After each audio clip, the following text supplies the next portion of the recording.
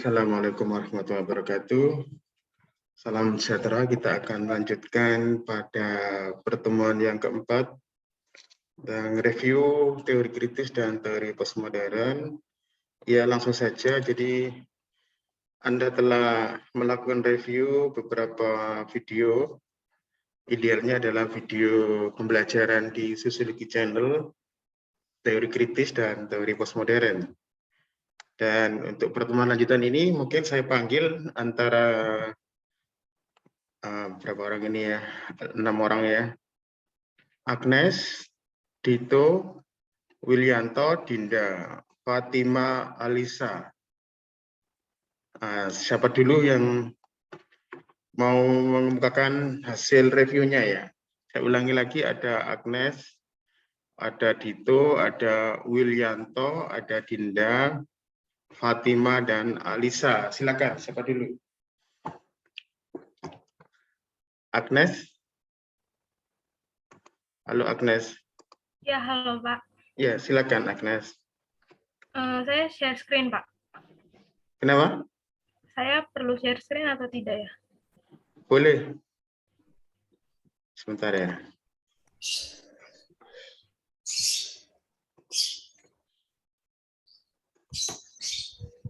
Silakan.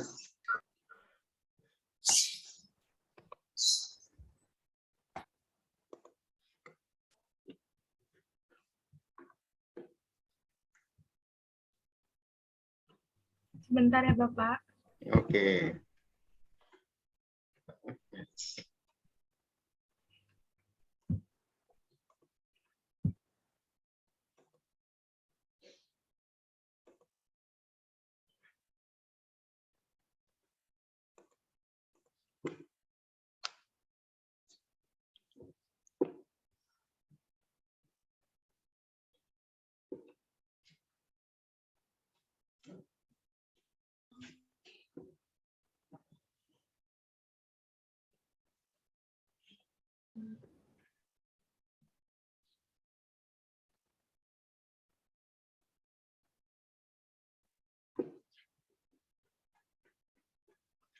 Sudah terlihat, Agnes?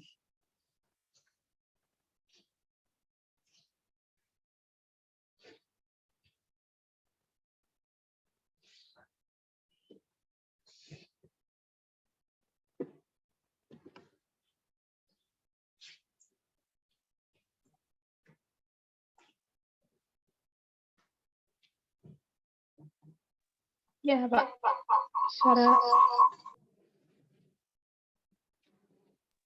Suara saya masuk ya, Pak? Sudah, sudah terdengar, sudah terlihat. Ya. Di sini saya ingin mempresentasikan hasil review saya dari YouTube Sosiologi Channel mengenai teori kritis dan juga satu lagi itu teori postmodern.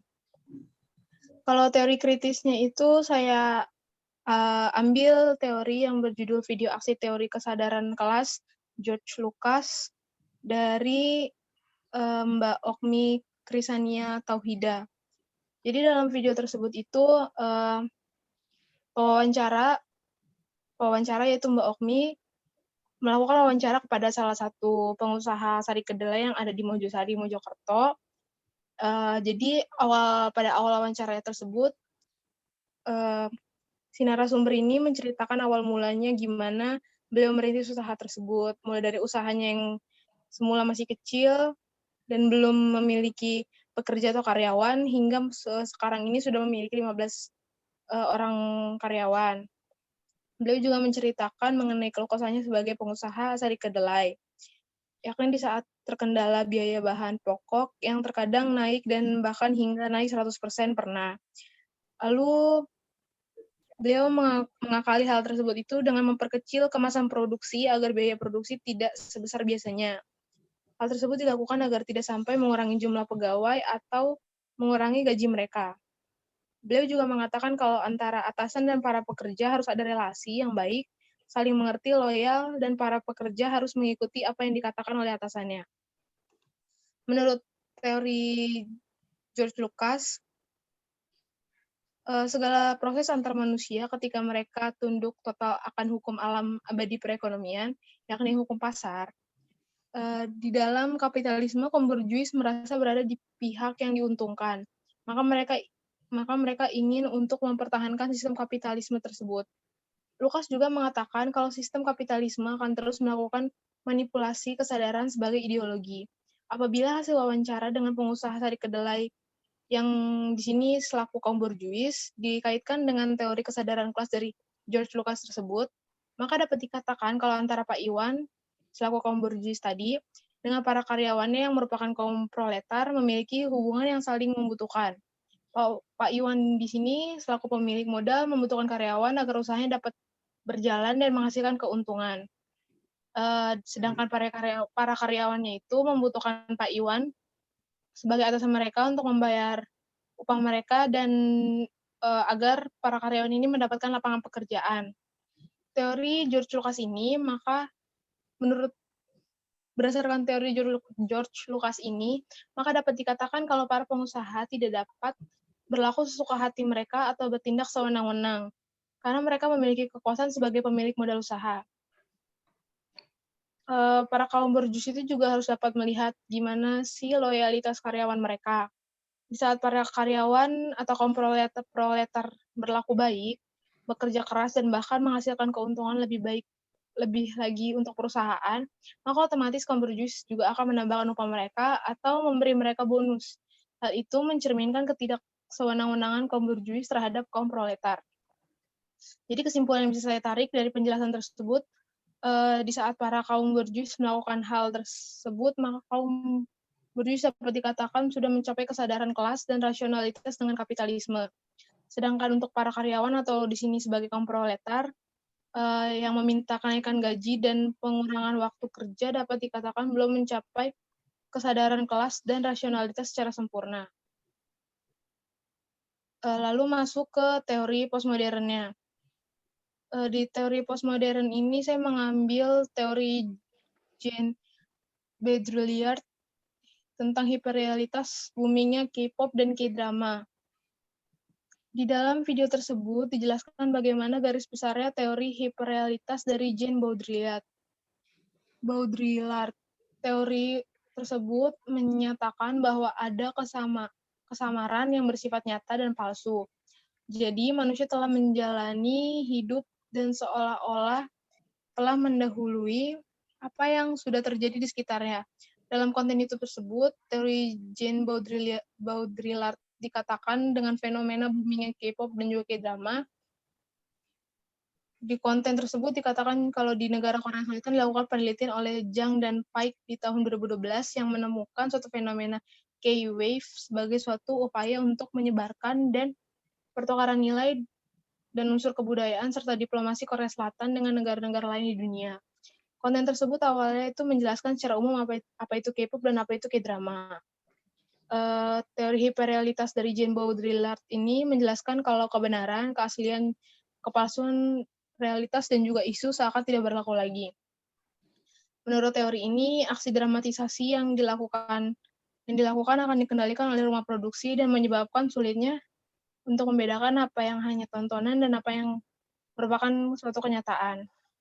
Hal tersebut dapat dilihat dari masyarakat umum melalui adanya K-drama dan K-pop. Fenomena tersebut menyebabkan masyarakat umum menjadi percaya akan sesuatu yang sebenarnya bukan kenyataan. Contohnya itu aktor dan aktris yang menjadi pemeran utama dalam sebuah K-drama apabila sedang hadir dalam suatu acara dan melakukan kontak fisik, maka masyarakat umum itu akan menganggap kalau mereka itu memiliki hubungan yang spesial, padahal mereka itu hanya akrab saja karena pernah membintangi suatu drama atau mereka memang sudah menjalin relasi yang baik. Namun interaksi yang kerap terlihat oleh media akan menimbulkan asumsi dan kepercayaan terhadap apa yang dilihat oleh masyarakat umum. Jadi menurut saya dari kedua video yang telah di-share di kanal YouTube tersebut, pada video pertama menurut saya penyampaian dan korelasi antara topik pembicaraan dan teori yang diangkat itu sudah sesuai dengan cara penyampaiannya. Juga sangat baik dan mudah dipahami.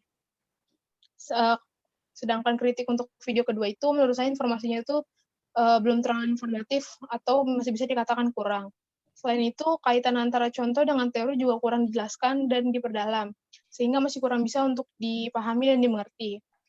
Namun untuk pemilihan judul kedua video tersebut menurut saya sudah sesuai untuk menggambarkan apa itu teori hiperrealitas dan juga teori dari Jane Baudrillard. Sekian dari saya, Pak. Maaf apabila ada kekurangan.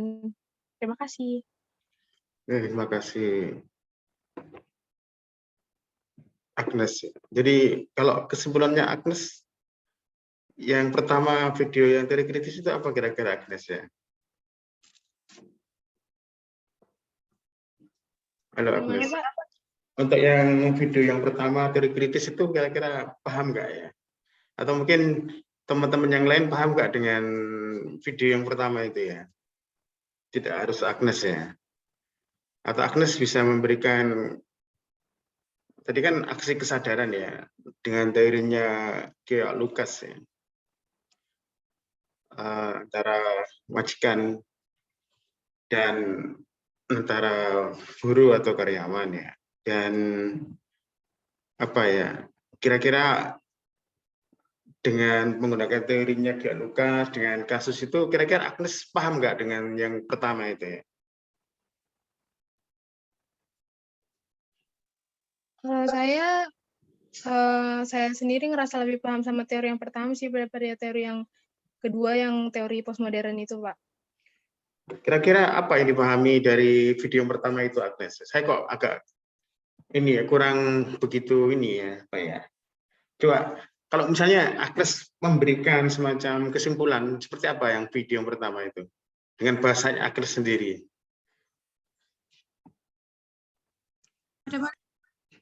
Halo. Ya, Pak, kalau menurut saya itu kesimpulannya itu antara kaum proletar yang selaku kaum proletar tuh yang kaum pekerjanya, Pak, dan kaum borjuis yang atasannya atau pemilik modalnya itu memiliki sebuah relasi atau saling ketergantungan gitu, Pak. Jadi salah satu pihak itu tidak bisa sewenang-wenang gitu, mau karyawannya ataupun bosnya itu nggak bisa sewenang-wenang memperlakukan para pekerjanya karena hanya dia mempunyai modal, dia mempunyai usaha tersebut di atasannya.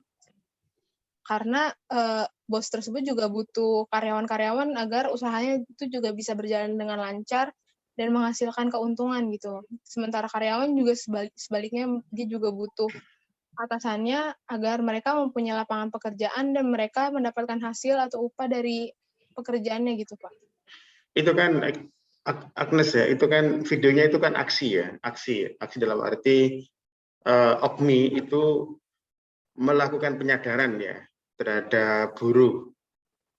Karena untuk yang video aksi itu berarti video tidak lagi sekedar teori, tetapi benar-benar Okmi itu akan melakukan penyadaran. Kira-kira Okmi itu sudah melakukan penyadaran nggak, Agnes? Dalam bentuk apa penyadaran yang dilakukan oleh Okmi itu? Kalau sejauh yang dari saya tonton di videonya itu, penyadarannya itu dilakukan melalui yang wawancara tadi sih, Pak. Di wawancara itu kan kontennya itu awal-awal tuh Mbak Okmi ini mewawancara pengusaha sari kedelai tersebut. Nah, di situ ada beberapa pertanyaan yang bisa untuk menjadi acuan di teori George tadi ini, Pak. Jadi Mbak Okmi ini nanya pertama itu gimana usahanya dari awal tuh gimana. Lalu beliau juga menceritakan susahnya dulu gimana. Dulu merintis belum ada karyawan, dan juga susahnya kalau misalnya lagi bahan baku naik, terus bahan baku naik sementara karyawan-karyawannya itu juga butuh gaji kan. Dan kalau misalnya bahan baku naik kan otomatis biaya produksi juga meningkat. Sementara kalau misalnya gitu belum tentu penjualan juga meningkat gitu, Pak. Nah, Oh jadi ya, oke, Agnes. Jadi kayaknya itu saya sudah bisa menangkap ya. Kayaknya itu Okmi itu ingin melakukan aksi kesadaran terhadap majikan dan buruh ya, hubungannya itu ya. Sehingga dari melihat suka dukanya suka dukanya ini ya, pemilik usaha itu ya kayaknya Agnes ya. Ya, seperti itu kira-kira Bapak. Ya, karena mungkin kalau di teori kritis, teorinya Marx itu kan seolah-olah yang salah itu kan selalu majikan ya. Seolah-olah itu majikan itu punya keuntungan besar, tidak ada masalah yang berarti, sehingga buruh itu artinya buruh itu selalu dirugikan. Nah, ternyata dari kasusnya ini kan OKMI ingin melihat bahwa majikan pun banyak masalah kan gitu ya, ada suka dukanya, bagaimana merintis usaha, dan artinya OKMI ingin melihat bahwa buruh pun perlu melihat historisnya seorang pengusaha. Ya saya kayak mungkin seperti itu kayaknya Agnes ya. Mungkin di situ cara menangkap videonya itu ya. Jadi OKMI ingin melihat artinya ingin mendekatkan hubungan antara buruh dan majikan ini lebih ke arah empiris ya, dengan fakta-fakta bahwa menjadi pengusaha pun juga sulit gitu, kayaknya gitu ya Agnes ya. Iya, dan yang mungkin yang video yang kedua mungkin mungkin seharusnya perlu banyak dieksplorasi ya bagi si pembuat video itu. Misalnya saya kok belum melihat ini ya di video kedua itu, misalnya kenapa Korea Selatan begitu begitu melejit ya dengan K-pop-nya itu ya. Tadi saya tidak melihat ada analisis dari videonya ya. Apa itu dalam konteks perang ya, perang antara Korea Selatan dan Korea Utara ya. Jadi kalau dalam menurut Budila itu misalnya Korea Utara itu direpresi oleh militer, hidup dalam bayang-bayang militerisme, sementara Korea Selatan Korea Utara ya, yang Korea Utara tadi itu hidup dalam bayang-bayang militer, sementara Korea Selatan hidup dalam tekanan industri budaya ya kayaknya gitu. Tapi mungkin Budila tidak menggunakan kata-kata industri budaya, tetapi mungkin Budila lebih melihat manipulasi di balik di balik K-pop dan drama itu ya, drakor. Dan ternyata yang ditipu juga bukan orang Korea sendiri, yang ditipu juga orang-orang Indonesia ya, banyak ditipu dengan banyak yang suka K-pop, banyak yang suka drakor ya. Jadi itu adalah kalau saya seringkali menyatakan bahwa Korea Selatan itu sengaja memang industri budayanya dibangkitkan untuk memenangkan perang gitu ya, untuk iming-iming ke Korea Utara gitu. Lihat, kamu menderita ditekan oleh militer, kami bebas gitu ya. Tapi sebenarnya menurut Bidila itu bahwa kebebasan mereka adalah kebebasan semu kan itu ya. Mereka juga dijajah oleh industri budaya yang hampir sama antara militerisme dengan industri budaya. Mungkin itu kalau saya lihat dari video yang kedua. Baik, terima kasih Agnes. Selanjutnya tadi silakan siapa antara Agnes, Dito, Ulyanto, Dinda, Fatima, dan Alisa. Silakan. Saya, Pak. Oke. Oh ya, saya izin share screen ya, Pak. Oke, silakan Mas Dito.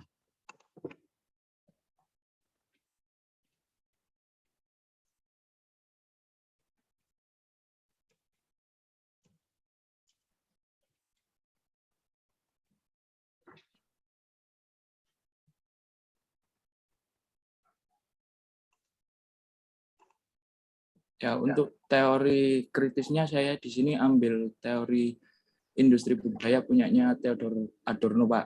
Cuman saya lupa videonya yang mana, nanti coba saya cari lagi, Pak ya. Oke.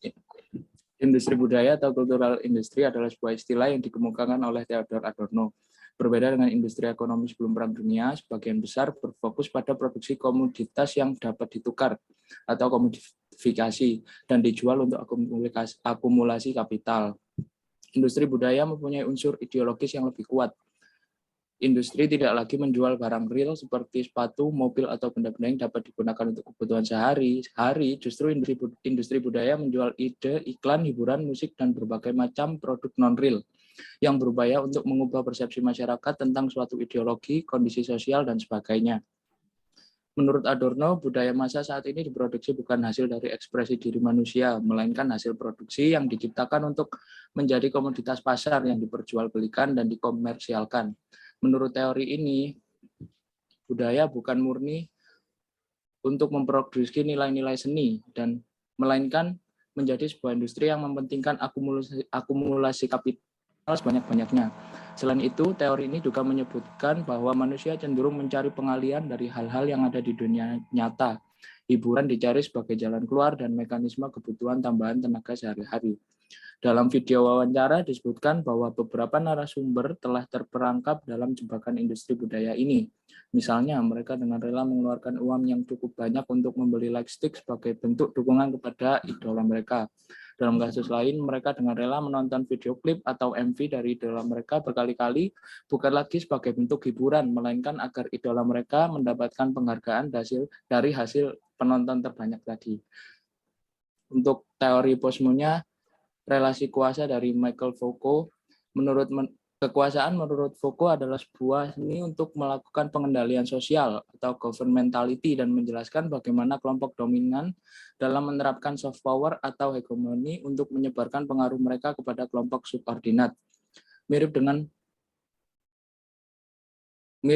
pemikiran Gramsci yang melihat bahwa arah kekuasaan yang bersifat halus mengalir dari atas ke bawah. Foucault berpendapat bahwa pengendalian sosial juga direkayasa secara tidak langsung melalui sirkulasi kekuasaan dari berbagai arah.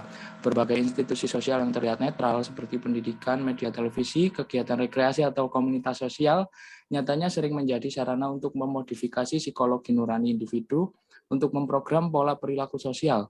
Nilai-nilai yang dianggap baik dibentuk melalui ribuan arah, bukan hanya dari kelompok dominan sebagai predator, tetapi seluruh ekosistem sosial yang turut mendukung untuk mempertahankan relasi kekuasaan. Sebagai contoh, dalam konteks masyarakat yang menjunjung tinggi nilai kepatuhan kepada otoritas dan sistem kapitalisme, mungkin saja pemerintah mensubsidi media untuk menerbitkan majalah-majalah tentang parenting yang bertemakan bagaimana membesarkan anak agar patuh terhadap atasan. Mungkin pemerintah tidak selalu menerapkan kekuasaannya secara langsung melalui lembaga kepolisian, namun hal tersebut menunjukkan bagaimana pemerintah mencoba untuk menekan tingkat kriminalitas dan membangun sikap tunduk melalui literatur yang menyalurkan ide reward and punishment. Akhirnya, pengendalian sosial tidak semata-mata dilakukan melalui hukum dan senjata fisik, melainkan melalui aspek-aspek sosial budaya atau bahkan sampai dalam ranah medis, psikologi, dan pendidikan yang mungkin awalnya terkesan netral, tetapi memiliki saluran kekuasaan untuk mengendalikan kesadaran manusia. Kekuasaan hadir di mana-mana dan diserahkan agar individu dapat berfungsi atau bersikap konformis terhadap agenda politik dari suatu masyarakat.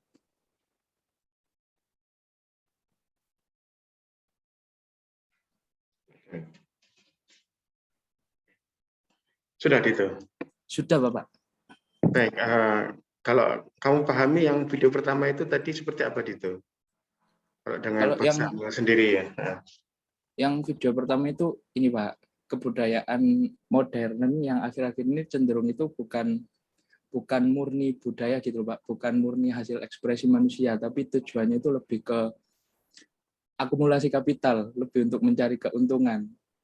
Kalau dulu kan budaya kan hasil karya manusia Pak ya, yang istilahnya apa ya, seni-seni banget gitu Pak.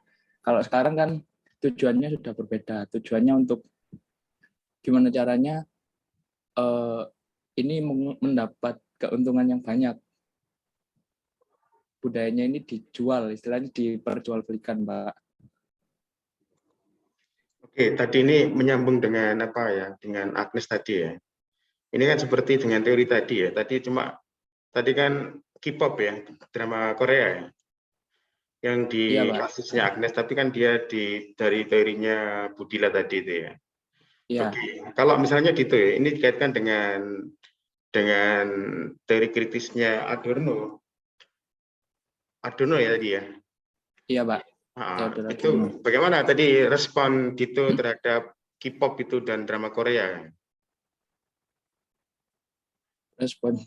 yang kasusnya Mbak Agnes tadi Pak ya? Iya, dikaitkan dengan yang videonya Dito yang pertama tadi, itu kan sama industri budaya kan ya? Iya. Itu gini, Dito ya. Itu kan Indonesia kan banyak sekali yang suka dengan K-pop ya, Oh iya, Pak. dengan apa drama Korea. Ya. Ya. Apalagi sekarang ini dengan adanya banyak ini ya, tidak melalui televisi tapi melalui apa ya, saluran media sosial nggak salah sekarang itu ya. Iya. Iya, Pak. Layanan Ada, streaming, Pak. ada streaming dan waktunya dihabiskan full ya untuk melihat itu ya. Kuotanya juga habis ya. Kuota handphonenya juga habis itu ya. Tidak hanya waktu, juga Iya. kuota handphone. Apalagi kira-kira gitu ya. Waktu, kuota, apalagi. Uang juga, Pak. Kan biasanya ada yang jual merchandise gitu, Pak. Oh, Sampai itu kan harganya sampai puluhan sampai beberapa juta gitu, Pak. oh gitu ya. Untuk melihat Iya, apa aktor tadi ya. Untuk seperti seolah-olah seperti aktor itu ya. iya. Kadang itu ada ini, Pak ya. Ada yang jual itu namanya kalau nggak salah itu photocard gitu, Pak. Itu jadi foto tapi di print gitu loh, Pak. Semacam foto tapi di print.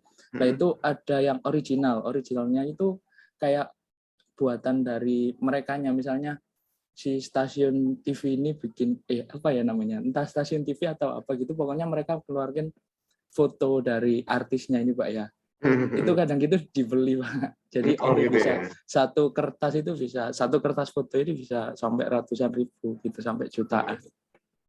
Tapi kenapa kok mereka mau seperti orang Indonesia? Apalagi katanya orang Indonesia kan menghargai budayanya sendiri. Tapi kenapa kok dia larut dengan budaya kapitalisme yang dipromosikan oleh Korea Selatan? Gitu.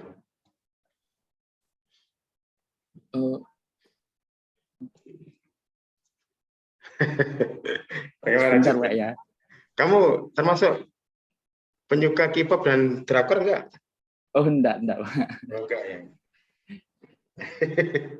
Di sini ada yang penyuka.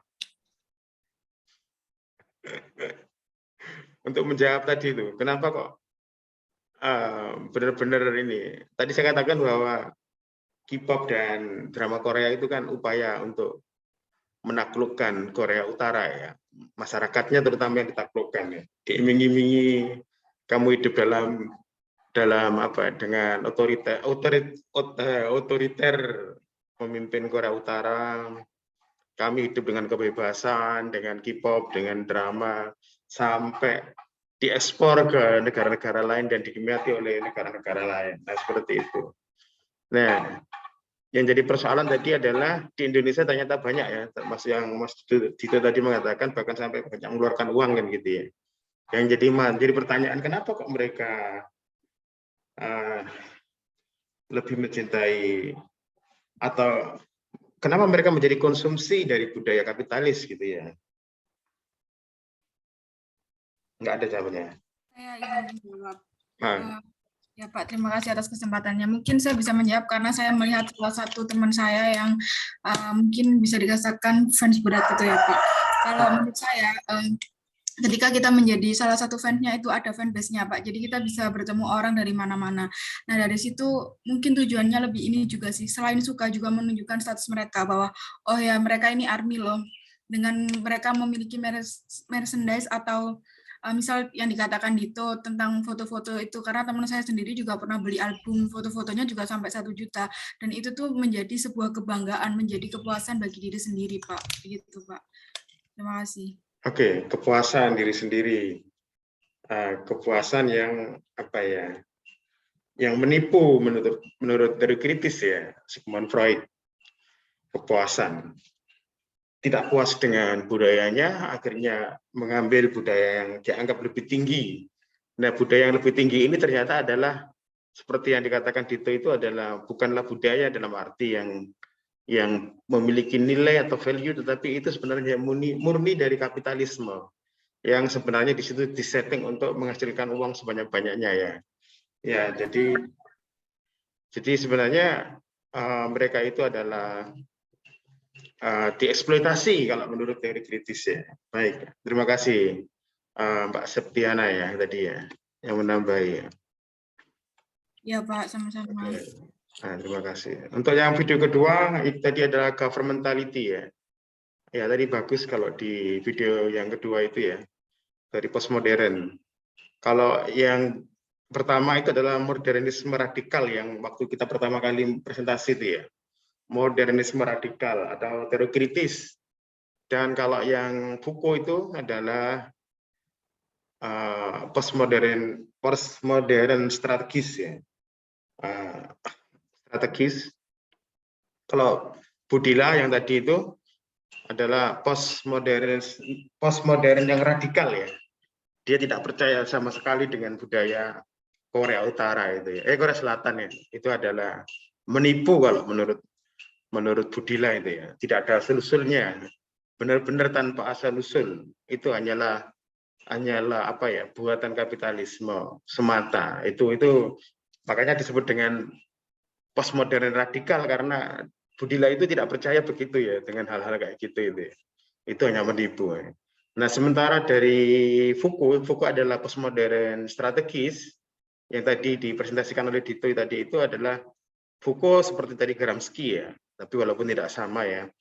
Tetapi Foucault ini juga melakukan penelitian-penelitian empiris yang apa ya, lembaga-lembaga modernitas ya, tadi seperti pendidikan tadi itu. Nah, governmentality adalah pengendalian sosial. Tadi banyak dielaborasi. Jadi governmentality itu adalah salah satu konsepnya Foucault ya, yang mencoba untuk melihat kenapa orang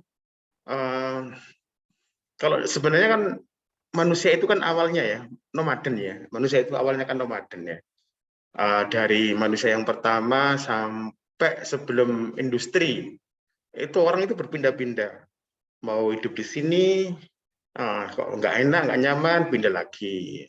Setelah bosan di sana, pindah lagi. Orang awalnya menikmati pantai, misalnya kehidupan di pantai, bosan, lalu pegunungan. Pegunungan bosan, lalu pertanian. Pertanian bosan, lalu ke pantai lagi, kan gitu. Itu hakikat manusia. Artinya manusia bisa hidup kemana-mana ya, tidak hanya di satu negara atau nation, tapi bisa berpindah-pindah. Tetapi era modern ini dengan adanya nation state itu ya, itu akhirnya orang coba untuk didomestifikasi kan gitu. Kalau orang ini pindah-pindah kan tidak membayar pajak ya.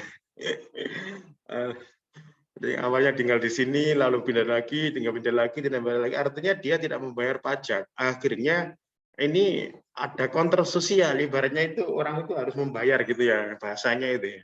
Membayar, nah jadi nggak Anda harus membayar.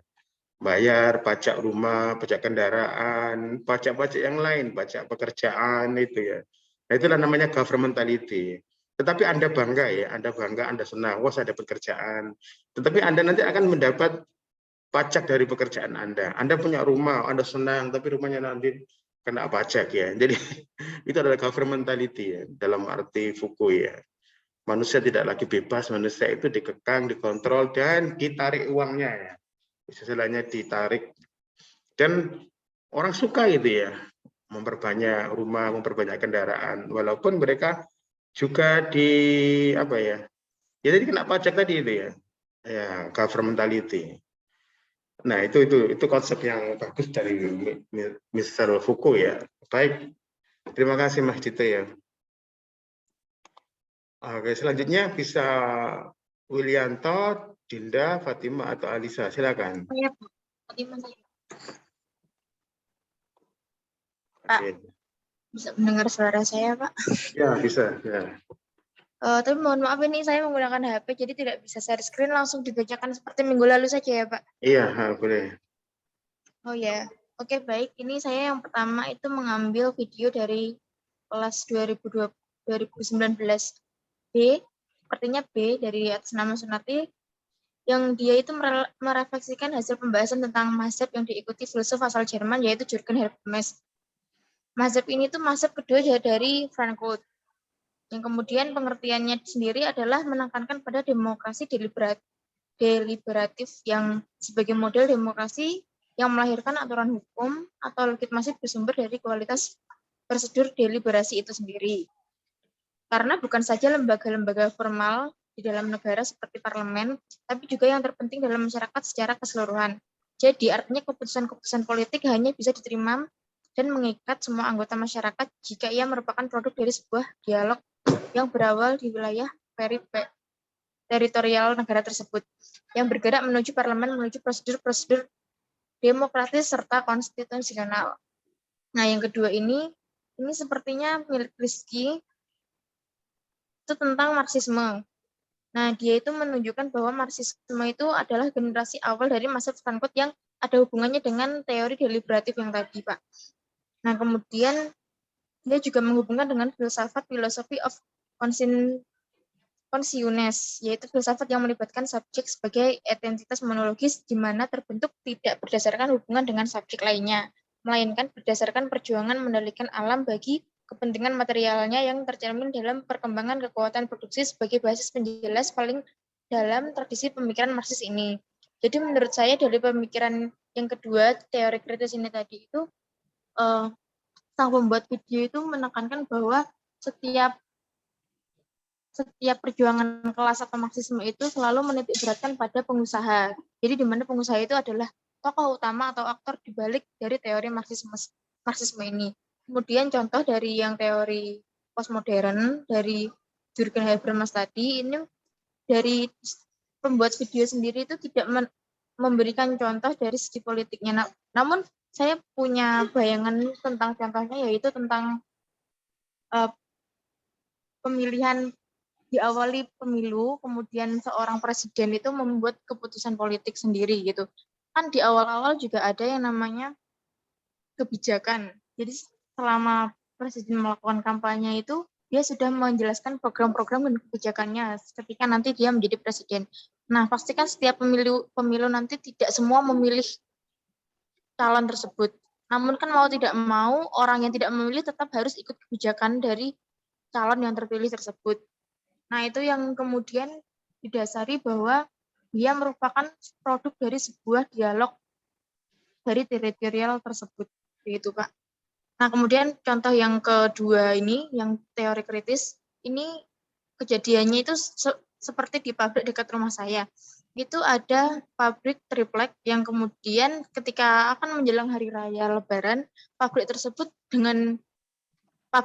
tuh mengeluarkan beberapa karyawannya, dan karyawannya itu menganggap bahwa pabrik tersebut itu sengaja melakukan PHK besar-besaran karena dinilai tidak mau memberikan THR kepada karyawannya.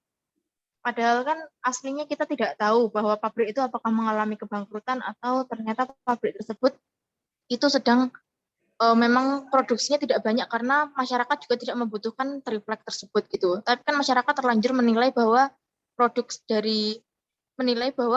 kenapa pabrik yang setiap hari membuat produk bisa mengeluarkan karyawan gitu. Jadi kan seolah-olah adalah elit dari sebuah perusahaan ini aktor dari Marxisme. Kemudian stigma-stigma buruk dari masyarakat terhadap kelas perjuangan atas ini atau kaum elit ini menjadi negatif. Begitu, Pak. Satu video atau dua video, Fatima? Ini 2 video, Pak. Tapi sama-sama teori kritis ya? Ya. Oke, baik. Tadi itu teori kritisnya Habermas ya, dengan deliberatif ya? Iya, Pak. Deliberatif itu tadi Fatima telah memberikan contoh, tapi mungkin saya berikan contoh ya. Deliberatif itu adalah musyawarah ya. Jadi kita kan sudah mengenal musyawarah ya. Bahkan Pancasila kita kan ada sila tentang musyawarah, nggak salah ya. Nah, musyawarah itu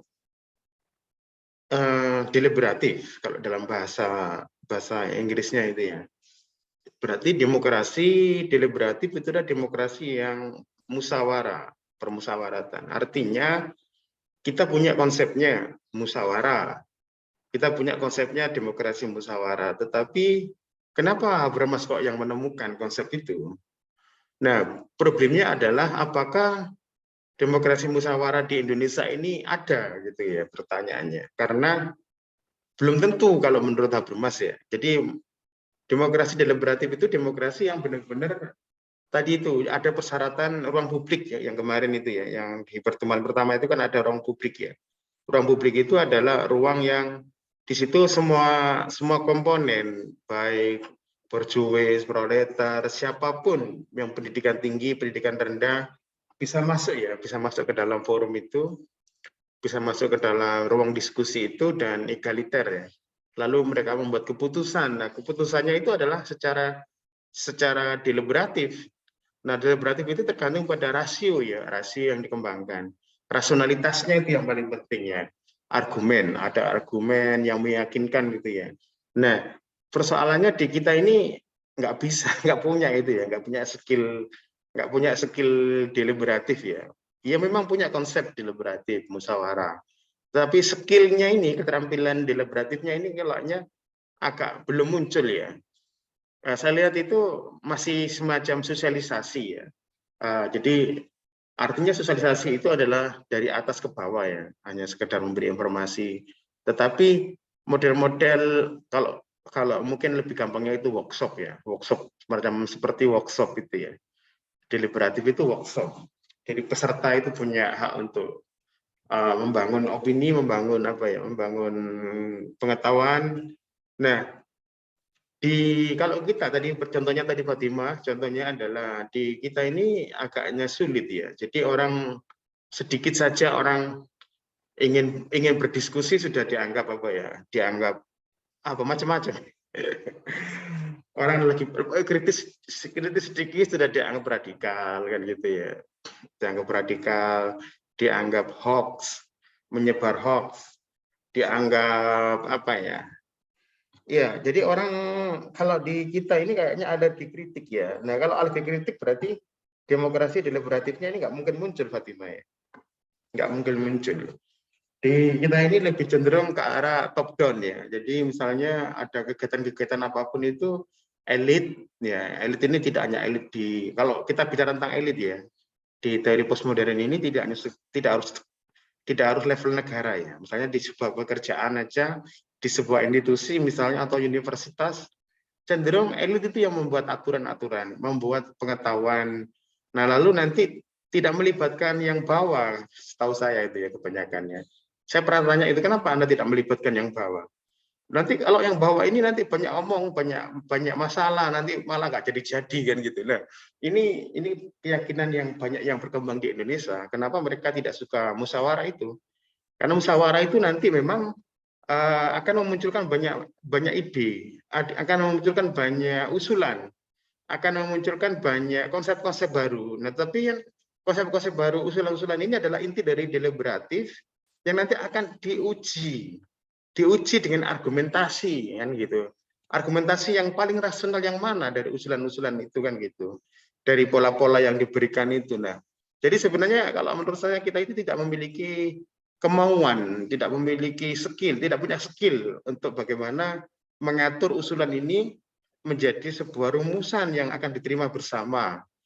Dan yang lain pun ditumbangkan bukan karena tumbang dengan kekuatan gitu ya, dengan kamu itu radikal, kamu itu teroris, tidak seperti itu. Tetapi dengan rasionalitas kan gitu, kalah dengan rasionalitas, dengan argumen-argumen. Jadi kalau tadi Fatimah memberikan contoh, di Indonesia sangat sulit berkembang demokrasi deliberatif karena tadi itu lembaga-lembaga formal pun cenderung misalnya kami ingin membuat hukum, membuat aturan, membuat undang-undang gitu ya. Nah, apakah undang-undang ini sudah melibatkan masyarakat secara luas, secara keseluruhan? Katanya iya, kami sudah melakukan hearing, kami sudah melakukan FGD. Nah, FGD dengan siapa? Hearing dengan siapa? Ini yang jadi masalah. Karena deliberatif itu menginginkan adanya partisipasi publik seluas-luasnya.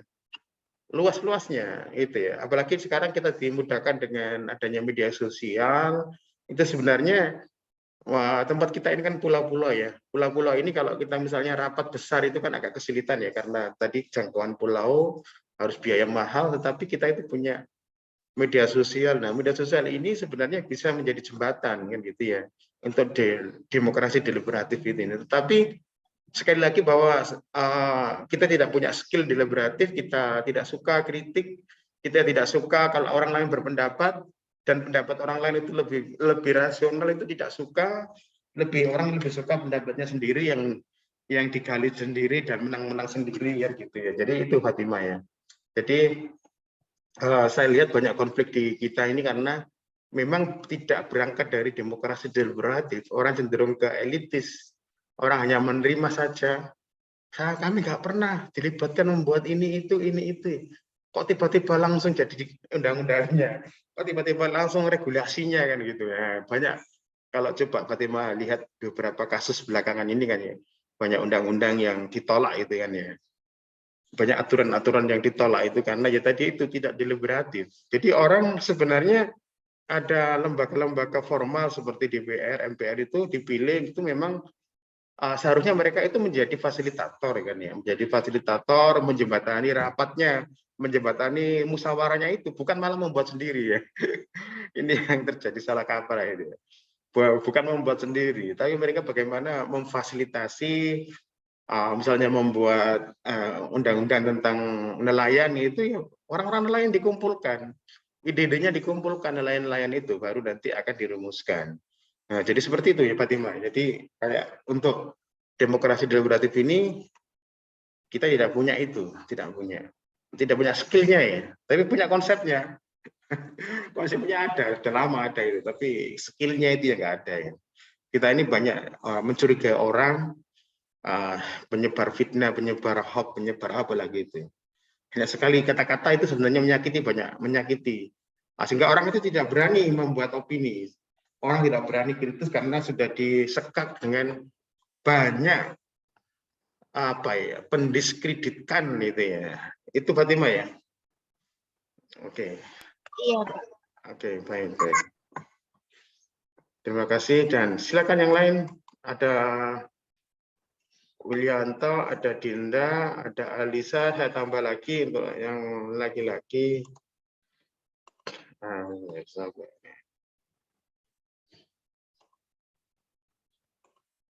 Banyak lagi perempuan. Ini ada Aditya Prasta. Saya tambahi lagi-lagi. Aditya. Iya. Mohon maaf Pak, itu Dinda siapa ya Pak? Kenapa? Dindanya Dinda siapa? Yang mana? Yang Dinda. Dinda itu ya? Iya. Dinda Kamalia. Oh ya, saya Pak. Oke, silakan. Tapi sebelumnya mohon maaf ya Pak, saya menggunakan HP jadi tidak bisa share screen. Iya. Baik, untuk video yang pertama, refleksi video dari Kak Fierla yang membahas mengenai teori hiperrealitas postmodern menurut Jean Baudrillard. Dalam video refleksi ini membahas mengenai teori hiperrealitas menurut Jean Baudrillard, menggambarkan kesamaran yang nyata dan palsu, artinya mendahului dari apa yang terjadi di sekitarnya. Adapun refleksi teorinya yaitu membahas mengenai saat ini dan di zaman yang serba canggih ini menciptakan fenomena boomingnya K-pop dan K-drama. Dalam perkembangan K-drama tersebut masuk ke dalam Korean Wave. Korean Wave merupakan bentuk globalisasi budaya Korea yang mengalami perkembangan yang kemudian menjadi konsumsi populer di media sosial yang telah menyebar di seluruh dunia tanpa terkecuali di Indonesia. Proses perkembangan dan penyebaran K-pop dan K-drama di seluruh dunia tidak terlepas dari penggunaan internet para warganya. Salah satunya penyebaran internet di Indonesia yang telah mencapai 175,4 juta dan penggunaan media sosial sebanyak 59%. Dengan rata-rata lama akses selama 3 jam 26 menit menurut Hotsuite tahun 2020. Itu artinya lebih dari setengah penduduk Indonesia telah menggunakan internet yang dapat digunakan untuk mengakses serta menjangkau media sosial. Media sosial yang paling banyak digemari dan dikunjungi dalam penggunaannya menurut data penggunaan media sosial Indonesia yaitu YouTube. Kemudian selanjutnya ada K-drama yang memiliki episode lebih dari 1.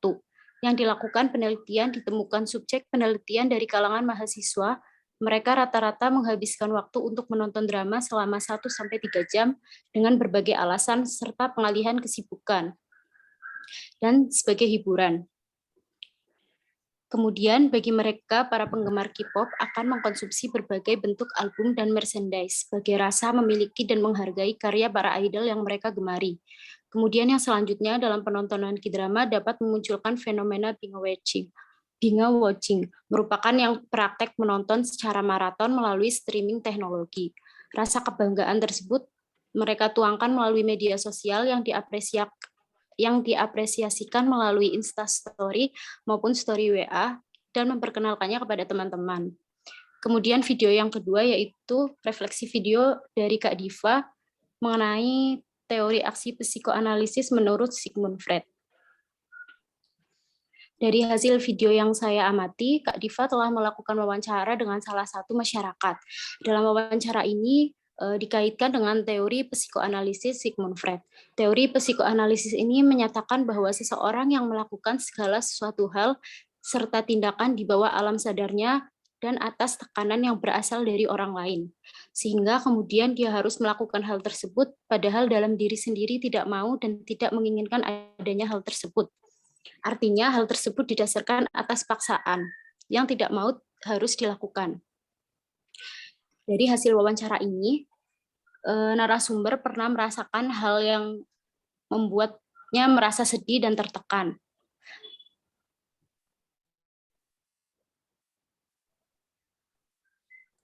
Baik, yang selanjutnya hal tersebut tentu saja membuat narasumber kepikiran dan merasa mengapa harus melakukan hal tersebut padahal sebenarnya dalam diri sendiri tidak mau. Sehingga dia lebih mementingkan orang lain ketimbang dirinya sendiri. Kemudian tekanan orang lain yaitu ketika ada seseorang yang mengajak berteman lebih namun terkesan untuk memaksanya. Paksaan tersebutlah yang kemudian memunculkan adanya tekanan, seperti mendesak untuk bertemu terus-menerus padahal terkadang dia tidak mau. Namun dengan tekanan dan paksaan tersebut kemudian dia turuti. Artinya apa yang dia lakukan didasarkan atas rasa terpaksa dan tidak ada keinginan dari diri sendiri. Ketika apa yang dilakukan tidak sesuai kehendak dan tidak sesuai keinginan diri sendiri, pasti akan menumpahkannya melalui berbagai cara, salah satunya dengan menangis. Kemudian ketika tekanan paksaan itu terlepas, akan merasakan bahagia karena secara langsung akan terlepas dari sebuah tekanan. Dari hal ini, sebaiknya usahakan melakukan tindakan tanpa adanya paksaan. Artinya ketika kita merasa kita tidak sesuai dengan keinginan dan kehendak kita, sebaiknya kita pertimbangkan baik-baik hal ini demi perasaan kita. Namun kembali lagi pada diri kita masing-masing. Mungkin itu hasil review yang saya lakukan, Bapak. Mohon maaf jika ada kesalahan. Oke. Tadi berapa video, Dinda? 2 video, Bapak. Yang pertama tadi kesimpulannya apa? Video yang pertama, Dinda.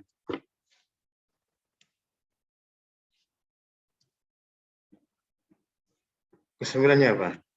Kesimpulannya itu yang pertama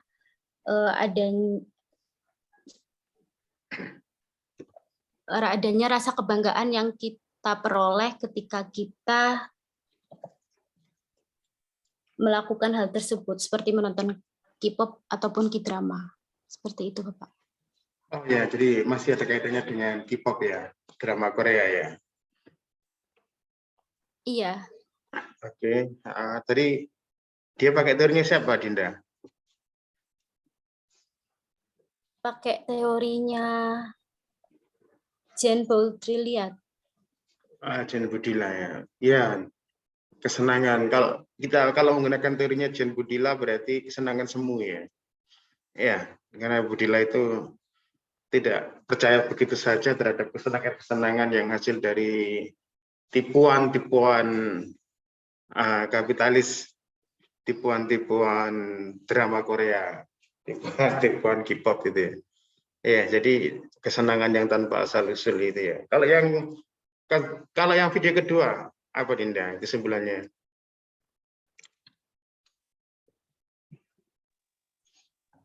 Untuk video yang kedua itu kesimpulannya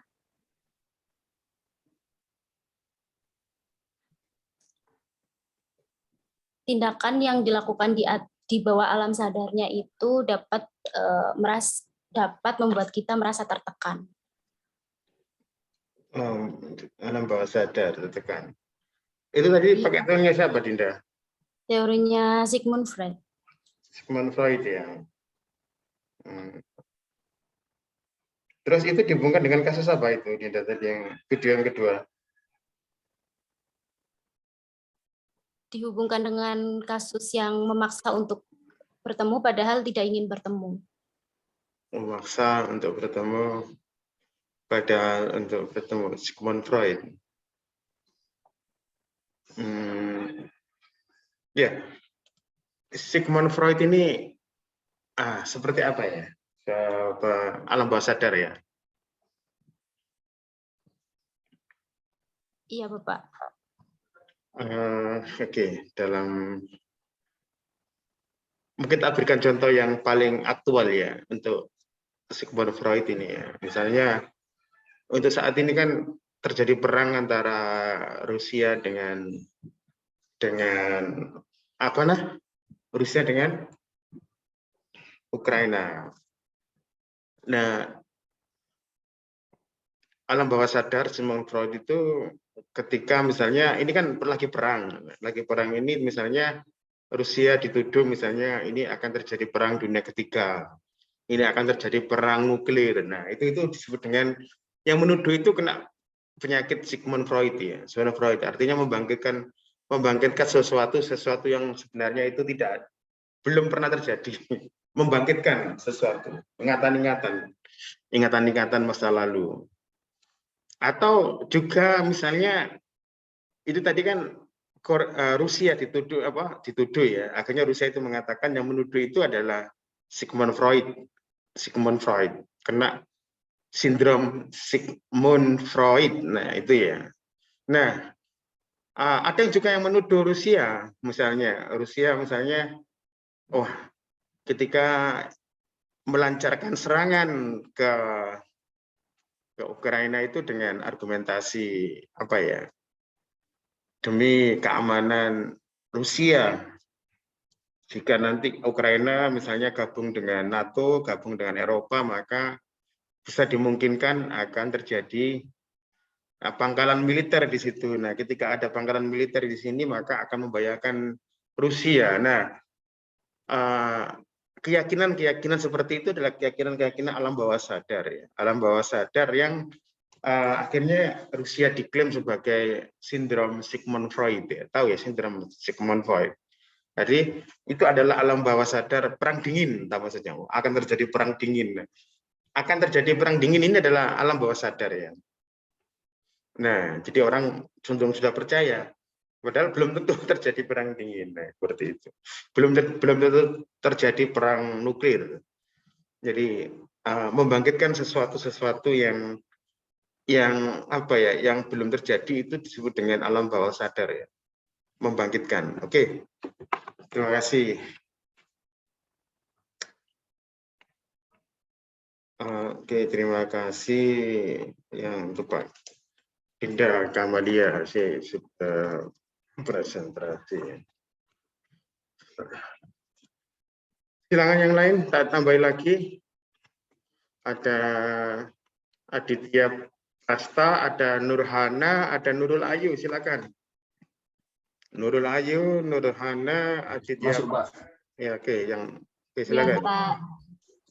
Aditya. Ya, Aditya, Pak. Oke, silakan, Mas. Ya, di sini saya mengambil video teori kritis dari kakak tingkat tentang emansipasi dan rasionalitas dari Adorno, Pak. Ya. Adorno hendak mempertahankan ide masa pencerahan yang dimulai dengan konsep emansipasi dan melalui jalan rasionalitas. Pada kaitannya, Adorno mengkritik cita-cita masa pencerahan yang mengarah pada kemajuan. Ia berpendapat bahwa jalan emansipasi dapat dilakukan secara rasional. Dalam bukunya bersama Mark Horkheimer, Dialektika Pencerahan atau Dialectic of Enlightenment, secara umum menjelaskan bahwa mereka mengkritik modernitas. Pasalnya, modernitas dipandang sebagai sejarah dominasi atau penguasaan. Selain itu, baik pemikiran Adorno maupun Horkheimer sama-sama sejalan dengan pemikiran Marx. Namun mereka tidak menghubungkan penguasaan dengan aktivitas produksi, melainkan psikologis manusia. Lebih jauh, selain mengkritik arus modernitas, mereka juga mengkritik kesadaran yang ada di dalam masyarakat modern. Hal tersebut membuktikan bahwa praktik dominasi sebenarnya bersumber dari rasio. Kemudian, pandangan tentang kemajuan sebenarnya juga dapat diartikan sebagai kemajuan dari mitos. Padahal, kemajuan dari mitologi sebenarnya telah menjadi mitos itu sendiri. Dengan demikian, mitos baru yang berkembang menghasilkan bentuk-bentuk penindasan dan penguasaan atas manusia. Contoh adanya pengaruh penindasan dan penguasaan ini terlihat dengan munculnya ideologi fasisme di Jerman. Dengan dasar rasio dan kemajuan teknologi, ideologi tersebut bergerak menindas dan berupaya menguasai manusia yang lain. Itu untuk teori kritis. Selanjutnya untuk teori postmodern, saya mereview teori dekonstruksinya Jacques Derrida. Sederhananya, dekonstruksi merupakan sebuah konsep yang dipopulerkan oleh Derrida. Filsuf Prancis dalam esainya White Mythology, Derrida memperlihatkan bahwa metafor sebelumnya dibentuk oleh keseluruhan jaringan konsep dan asosiasi yang digunakan dalam wacana. Sedangkan dalam teori Trade of Metaphor, Derrida menafsirkan gagasan Heidegger tentang metafor yang mengartikan membaca teks dengan menangkap arti teks dengan teks lainnya dan seterusnya menarik semua teks tersebut ke arah istilah kunci. Konsep pemaknaan Derrida menjelaskan dekonstruksi dengan kalimat negasi. Dekonstruksi bukan suatu analisis dan bukan kritik, bukan suatu metode, bukan aksi maupun operasi. Singkatnya, dekonstruksi bukanlah suatu alat penyelesaian dari suatu objek individual atau kolektif yang berinisiatif dan menerapkannya pada suatu objek, teks, atau tema tertentu. Dekonstruksi adalah suatu peristiwa yang tidak menunggu pertimbangan, kesadaran, atau organisasi dari suatu objek, atau bahkan modernitas. Derrida mengadaptasi kata dekonstruksi dari kata destruksi dalam pemikiran Heidegger. Kata dekonstruksi bukan secara langsung terkait dengan kata destruksi, melainkan terkait kata analisis yang secara etimologis berarti untuk menunda, atau sinonim dengan kata mendekonstruksi. Terdapat 3 poin penting dalam dekonstruksi Derrida. Pertama, dekonstruksi seperti halnya perubahan yang terjadi terus-menerus. Dan ini terjadi dengan cara yang berbeda untuk mempertahankan kehidupan. Kedua, dekonstruksi terjadi dari dalam sistem-sistem yang hidup, termasuk bahasa dan teks. Ketiga, dekonstruksi bukan suatu kata, alat, atau teknik yang digunakan dalam suatu kerja setelah fakta dan tanpa suatu subjek interpretasi. Demikian, Pak. Sudah. Baik, tadi 2 video Mas Aditya ya. Kalau misalnya, jadi kesimpulannya yang video pertama bagaimana Mas Aditya dengan bahasanya Mas Aditya sendiri? Ya, jadi Adorno dan Horkheimer itu kalau dalam pengertian saya, Pak ya, itu sebenarnya ada kaitannya dengan penjelasan teman-teman lain tentang industri budaya tadi, Pak. Jadi kalau dulu Karl Marx itu bilang dominasi itu karena faktor produksi atau dengan ditandai dengan induksi secara real, pabrik-pabrik misalnya, sehingga menimbulkan relasi kelas antara bourgeois dan proletar, maka di era modern ini dikritik oleh Adorno yang mengatakan bahwa tidak semuanya ditandai dengan industri yang real, melainkan secara rasio mereka juga mencoba mendominasi penguasaan atas kehidupan manusia melalui barang non-real seperti budaya dan sebagainya. Nah, dalam rasionalitas ini yang saya pahami, mereka juga mengkritik adanya cita-cita modernitas yang orientasinya adalah kemajuan. Padahal dengan rasio pula terjadi dominasi atas penguasaan manusia tersebut. Jadi misalnya ditandai dengan tadi munculnya mass culture atau ideologi fasisme itu yang ada di Jerman. Itu kan juga menggunakan konsep-konsep kemajuan yang tujuannya bukan mewujudkan cita-cita sebagai kemajuan, tapi malah sebagai ajang dominasi atas kemanusiaan. Saya kira begitu Pak ya, untuk yang poin pertama. Oke, bagus Mas Aditya, kesimpulannya bagus ya. Jadi eksploitasi antara proletar dan borjuis itu tidak lagi di ruang-ruang produksi, tapi lebih dominan itu di industri budaya. Jadi skemanya hampir sama antara borjuis dan proletar. Yang borjuis adalah yang meng-create budaya komersial itu ya, meng-create budaya komersial, termasuk tadi itu K-pop, drama Korea, itu mereka diuntungkan, itu adalah mereka adalah borjuasi ya. Borjuis dalam arti menghasilkan uang banyak di sana ya. Sementara yang proletar di sini adalah mereka yang pengguna ya, yang dimanfaatkan, yang dieksploitasi, yang akhirnya mengkonsumsi dan mereka rugi dalam bidang banyak hal ya. Ada ekonomi juga ya, rugi dalam waktu ya, rugi dalam kehidupan ya, rugi dalam kehidupan terutama itu ya. Jadi mereka lebih imajinasinya banyak ke sana dan mereka akhirnya tidak bisa melakukan apa-apa ya. Arti mereka hanya ada di kamar-kamar gitu ya. Mereka banyak duduk, banyak makan, akhirnya gendut, akhirnya banyak penyakit-penyakit itu ya. Ya, itu adalah industri budaya, efeknya sangat jelas ya tentang penyakit-penyakit yang lain, kegemukan, kurang gerak, kurang olahraga itu ya. Baik, mungkin dan tadi mungkin Mas Aditya tadi kan hanya konsepnya adalah emansipatoris ya. Mungkin apa yang harus kita lakukan kan? Itu yang seperti yang dikatakan oleh Adorno itu mungkin adalah kita harus lebih lebih rasional, lebih kritis terhadap budaya-budaya itu dan segera meninggalkan gitu ya kalau ada. Kalau emansipatorisnya itu segera meninggalkan, kalau temannya ya diingatkan gitu ya. Untuk segera keluar dari rumah membangun kehidupan yang baru. Ya, jadi jangan terlalu banyak tergantung pada karena apa? Karena drama Korea, karena K-pop itu hasil imajinasi manusia yang tidak real ya. Kalau Anda mengikuti imajinasi mereka, ya itu sama dengan Anda hidup dalam bayang-bayang ya. Nah itu ya, dalam kesemuan itu ya. Nah itu dari teori kritis ya. Dan mungkin Mas Aditya yang paling sulit itu adalah dekonstruksinya Derrida. Aditya punya kesimpulan untuk Derrida? Iya Pak. Memang dekonstruksi ini waktu saya review cukup membingungkan Pak ya.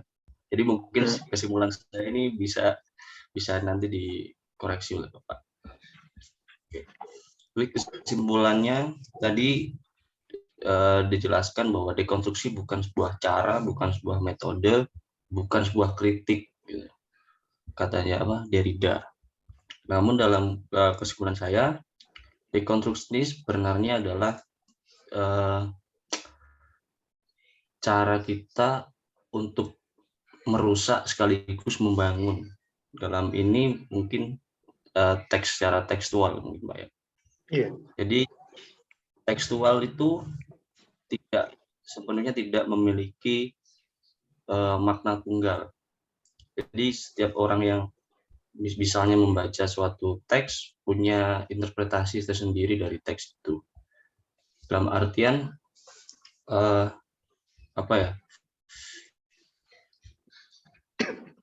setiap teks atau setiap misalnya misalnya struktur kalimat atau struktur pada kata itu berbeda, maka berbeda pula hasil yang diinterpretasikan. Kalau tidak salah, saat saya menelusuri ini ada juga kata difference dan different gitu Pak. Nah, itu saya bingung. Mungkin itu saja mungkin Pak. Terima kasih. Iya, terima kasih Mas Aditya. Memang agak sulit ya Derrida ini ya dengan dekonstruksinya itu. Tetapi tadi sudah disimpulkan oleh Mas Aditya. Jadi ketika kita membaca teks, kita membaca buku misalnya, itu kita tidak bisa menangkap apa yang ini ya, apa yang ingin dikomunikasikan oleh penulis gitu ya. Jadi kalau Anda misalnya merasa bisa menangkap, itu adalah itu hanyalah interpretasi Anda kan, dan itu maknanya masih tertunda ya. Jadi kalau Anda misalnya ada buku dibaca 5 orang, yang menurut tadi Mas Aditya ada 5 interpretasi kan gitu. Dan apa yang diinginkan penulis masih tertunda karena pemahamannya akan berbeda-beda ya. Artinya dalam konsep ini kita memiliki masalah bahasa kalau dalam bahasanya Derrida itu ya. Masalah bahasa, masalah pemaknaan bahasa ini menjadi masalah krusial di postmodern ya. Mungkin nanti teman-teman bisa memberikan kasus misalnya yang barusan ya saya dengar itu kasus tentang ini ya, masalah itu ya yang dai kondang itu ya, yang siapa itu ya, salah yang terkenal itu yang bicara tentang wayang itu ya, tentang wayang. Dia ada orang yang bertanya tentang wayang, artinya orang ini konsultasi ya. Ada individu yang konsultasi ke, ya ibaratnya gini, ada individu yang ingin konsultasi ke gurunya gitu ya. Dan guru itu memberikan treatment berdasarkan nilai-nilai yang dipahami di Al-Qur'an atau di Sunnah itu di hadis itu ya. Artinya, nah akhirnya dia memberikan treatment itu ya. Treatmentnya ya tinggalkan, misalnya. Nah kalau misalnya dalang ini bertobat, apa yang dilakukan? Ya dia mengatakan ya wayang itu harus dimusnahkan gitu ya masalahnya. Artinya si yang taubat itu ya harus meninggalkan hal-hal yang telah ditaubati gitu ya. Nah, ini menyulut banyak kemarahan ya. Padahal itu adalah masalah bahasa. Masalah bahasa dan jawabannya itu ya sudah sesuai dengan ya. Artinya si ulama atau kiai itu juga memiliki interpretasi sendiri ya. Interpretasi sendiri, mungkin beberapa kiai mungkin berbeda interpretasinya. Nah, sementara ya Khalid ya namanya, Khalid Basalamah ya. Khalid Basalamah itu ketika ditanya itu adalah treatment namanya. Ini akan berbeda misalnya ketika Khalid Basalamah misalnya membawakan tema tentang wayang gitu. Ceramah tentang wayang itu akan berbeda ya, karena benar-benar mungkin dia akan menulis wayang itu dengan alam bawah sadarnya. Ya, tadi kita ke Sigmund Freud ya. Kalau misalnya Khalid Basalamah ketika dia membahas tentang wayang dan dia mengawali temanya bahwa kita akan bahas tentang wayang dalam perspektif Islam gitu, itu adalah alam bawah sadar. Tapi ketika dia memberikan treatment itu adalah alam bawah sadarnya ya. Alam bawah sadar. Kenapa? Karena ini pertanyaan ini kan pertanyaan yang mengalir ya. Orang mengalir, jawabannya akan mengalir sesuai dengan apa yang selama ini misalnya ketika Khalid menjawab pertanyaan misalnya bagaimana tobatnya orang yang yang minum minuman keras, ya tobatnya secara segera tinggalkan, minuman keras dipecahkan itu, dimusnahkan, dipecahkan, dan itu artinya sama. Jadi itu adalah alam bawah sadar misalnya, karena alam bawah sadar adalah jawabannya itu adalah sudah standar di nah itu akhirnya itu diinterpretasi, ini kembali lagi tadi diinterpretasi macam-macam, diinterpretasi oleh kiai ini, ulama ini, oleh ustadz ini, ya akhirnya menggunakan bahasa yang macam-macam juga. Ada yang bahasa keras, ada yang malah membuat wayang yang seperti Khalid Basalamah, lalu wayang itu dipukulin, nah macam-macam. Dengan ini adalah masalah problem bahasa ya, problem bahasa.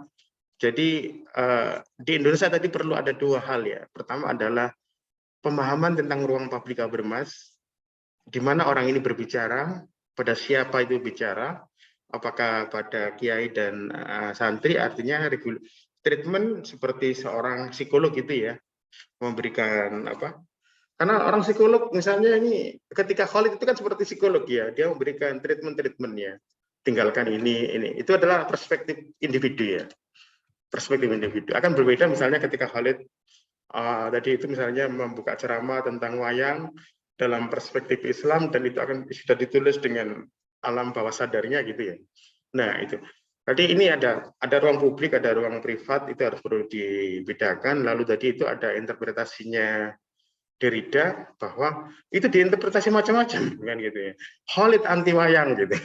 Khalid meminta wayang dimusnahkan. Nah, sebenarnya ini interpretasi yang salah menurut saya ya, karena tadi itu kan hanya orang yang ini, bahwa treatment ini kan hanya untuk orang yang ini aja, orang yang bagaimana dalang itu kalau dia bertaubat, dalangnya saja yang bertaubat, tapi dia tidak punya powerful di mengatakan bahwa wayang harus dimusnahkan, itu enggak ada.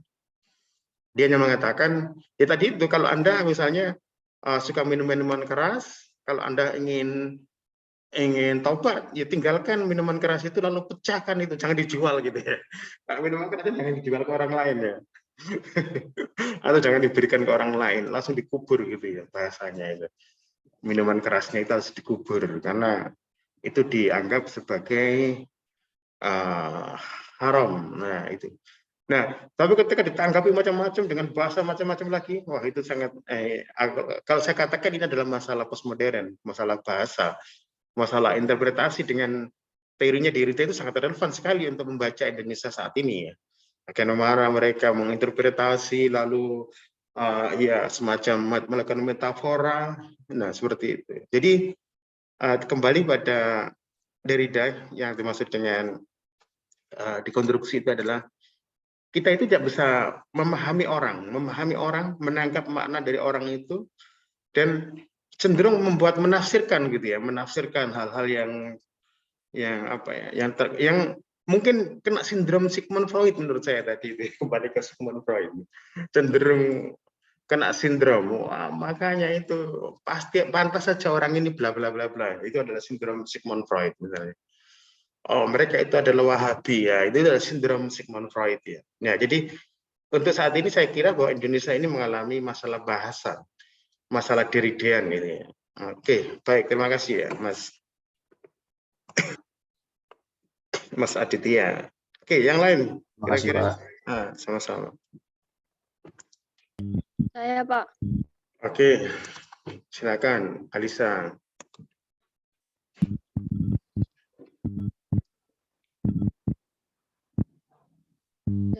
Saya merefleksi video dari Rama yang membahas mengenai teori kritis Erich Fromm tentang alienasi. Video ini membahas mengenai salah satu teori dari Erich Fromm, yaitu mengenai konsep alienasi, atau dengan kata lain disebut dengan keterasingan.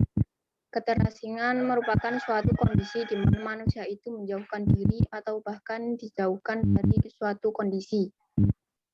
Menurut Fromm, mengenai alienasi pada manusia, yakni manusia itu cenderung menganggap bahwa dirinya merupakan sesuatu yang asing, bahkan jika menganggap dirinya itu telah berpisah dari dirinya sendiri. Fromm juga menjelaskan bahwa terdapat 4 bentuk alienasi, yaitu alienasi dalam proses produksi, alienasi dalam proses konsumsi, alienasi dalam hubungannya dengan orang lain, dan alienasi dalam hubungan dengan dirinya sendiri.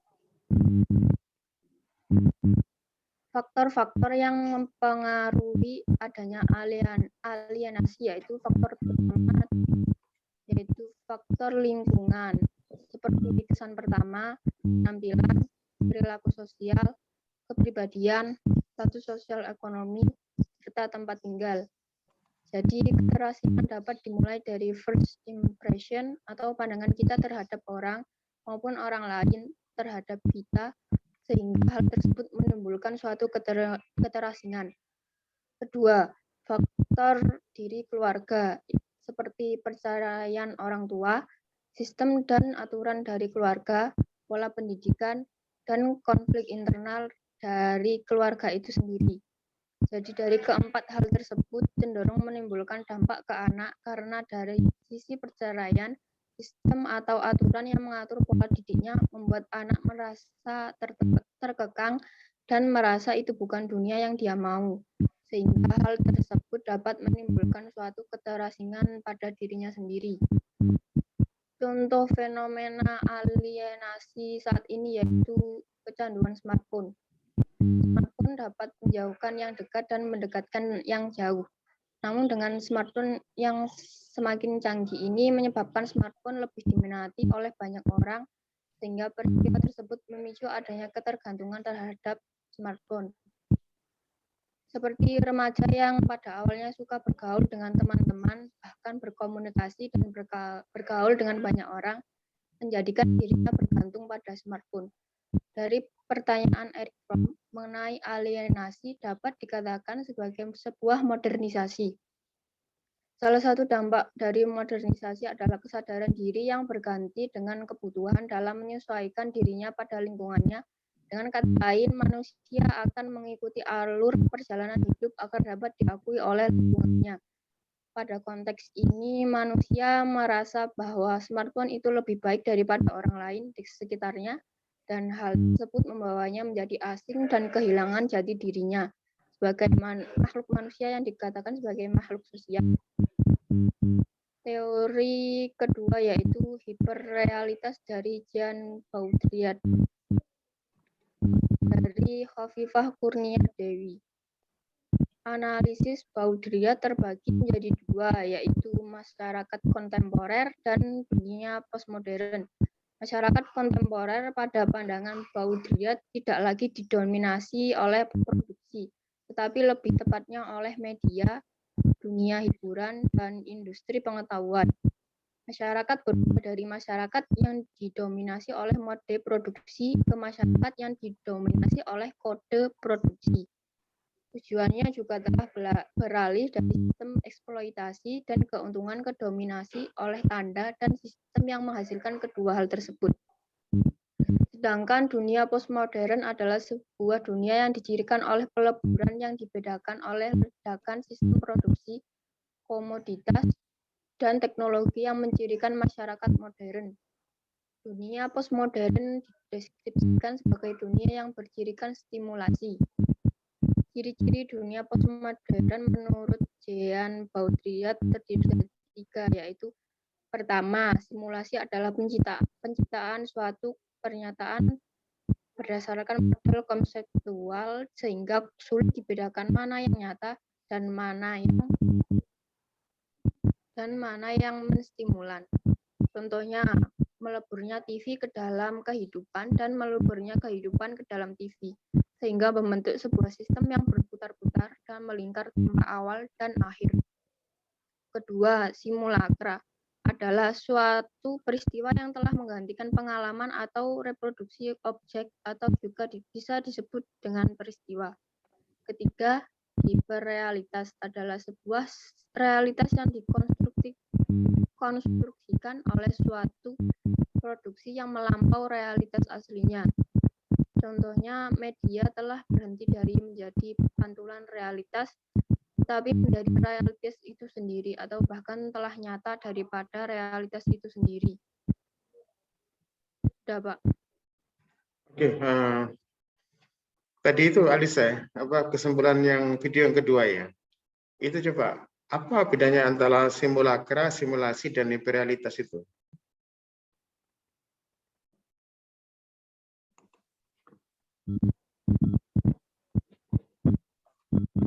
Tadi, kalau nggak salah Alisa memberikan definisi.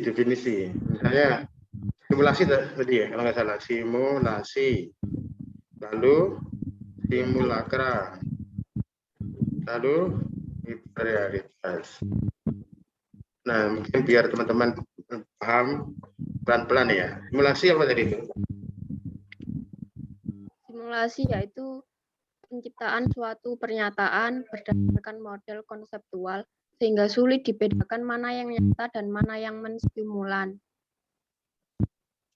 Simulakra yaitu suatu peristiwa yang telah menggantikan pengalaman atau reproduksi objek atau juga bisa disebut peristiwa. Ketiga, hiperrealitas yaitu sebuah realitas yang dikonstruksikan oleh suatu produksi yang melampaui realitas aslinya. Jadi hiperrealitas itu dimulai dari simulasi.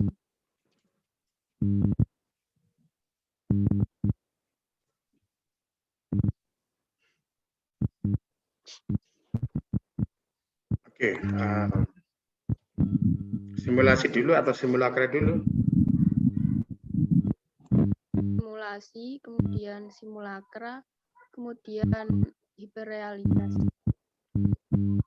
ini contoh yang paling bagus itu seperti Alisa ini ya, pernah melihat SpongeBob ya? Pernah, Pak. SpongeBob itu nyata atau tidak nyata? Tidak nyata. Iya, Spon kan ya.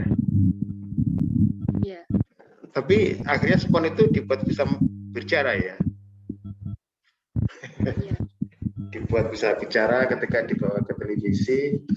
Nah, lalu yang Crab itu ya, Tuan Crab itu kepiting gitu ya. Kepiting kok bisa membuat apa ini? Membuat usaha apa itu ya? Lebih baik.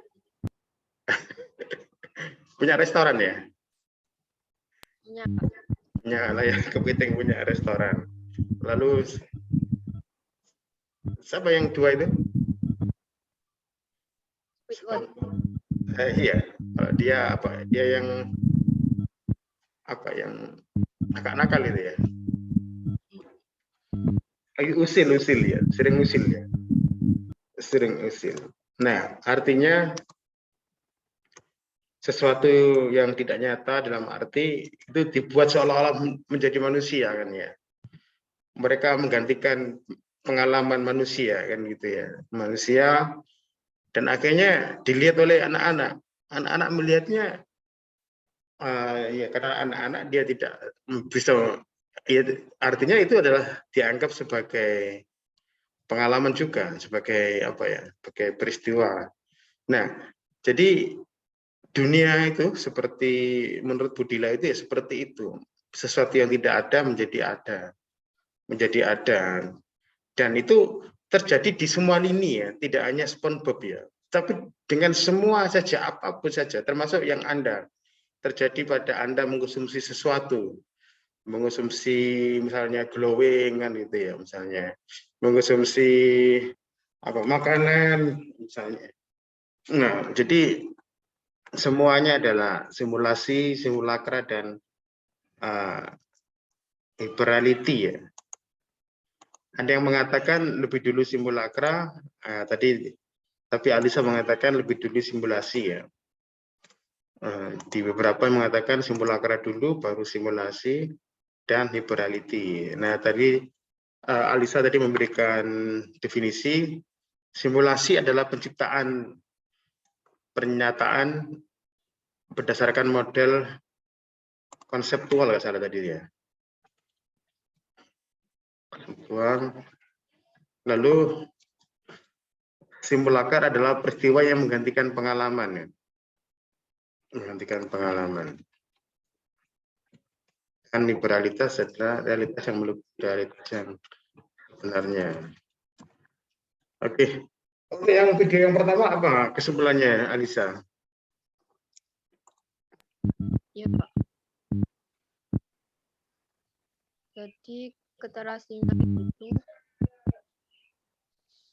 kondisi manusia menjauhkan diri atau bahkan dijauhkan dari suatu kondisi.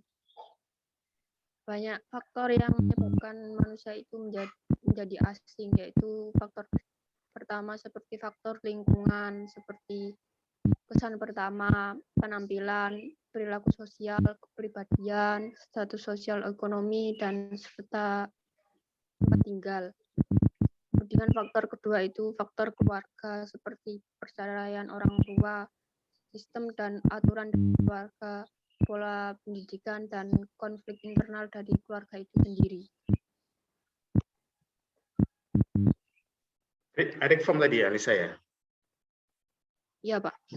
Iya, jadi artinya konsep keterasingan Erik Fromm itu lebih banyak mengambil dari teorinya Mark ya. Empat keterasingan itu ya, keterasingan terhadap diri sendiri, keterasingan terhadap lingkungan, keterasingan terhadap hasil produksi kan gitu ya, dan keterasingan di tempat kerja ya. Itu tadi ya. Jadi dan mungkin keterasingan teknologi ya. Jadi sekarang Anda tadi yang siapa tadi yang presentasi itu, handphone atau media sosial itu membuat yang jauh menjadi dekat, yang dekat menjadi jauh itu ya. Itu adalah contoh dari keterasingan. Ya, terima kasih Alisa ya. Oke, jadi tujuan kita ini adalah Anda mereview, lalu Anda pahami, lalu Anda presentasikan, nanti siapa tahu ada diskusi-diskusi. Jadi kita bisa mengoreksi video, kita bisa menambahi video, dan ya seperti tujuan kita ya. Oke, terima kasih Alisa. Silakan yang lain. Siapa dulu? Ada Nurul Ayu, Nurhana, ada Willianto. Siapa dulu? Nurul, sudah siap lah? Nurul. Iya, Pak. Ya, silakan Nurul. Iya, Bapak. Sebelumnya saya nggak usah share screen, Bapak ya. Langsung saya jelaskan aja, Bapak ya. Kalau teori kritis saya mereview videonya Varial yang judulnya itu ini ya Pak, teorinya Hermanus dengan judul. Kayaknya itu ada 2 video Nurul ya. Apa Bapak? Kok suara ngomong gema ya? Gema tak Bapak? Iya. Halo. Halo Bapak. Iya, jelas itu. Bapak. Sudah jelas. Itu menggema atau ada background, ada banyak suara di belakangmu itu? Menggema mungkin Bapak. Saya pakai laptop ini Bapak soalnya. Kamu membuka 2 Zoom ya? Enggak Bapak, satu ya Bapak. Oh iya, oke. Lanjut. Sudah Pak. Saya nge-review videonya Varial tentang teorinya Herbert yang berjudul Skincare Konsumtivisme Masyarakat Modern. Dalam videonya Varial itu memaparkan awalannya itu mewawancara mahasiswa yang suka yang memakai produk skincare. Di situ itu videonya Varial menjelaskan bahasanya. Kamu buka handset dulu, pokoknya handset. Nggak bawa Bapak, handsetnya nggak bawa. Iya, kayaknya ada ibumu kayaknya, sama papamu kayaknya. Ini di kantor Bapak. Oh, iya makanya. Di kantor, oke. Makanya kok banyak background suara backgroundnya. Sudah terdengar jelas tak Bapak? Iya, tapi seringkali ada suara yang masuk-masuk gitu ya. Saya pakai HP aja Bapak kalau gitu ya. Iya. Sudah jelas Bapak. Ini sudah sepi. Sebentar Bapak.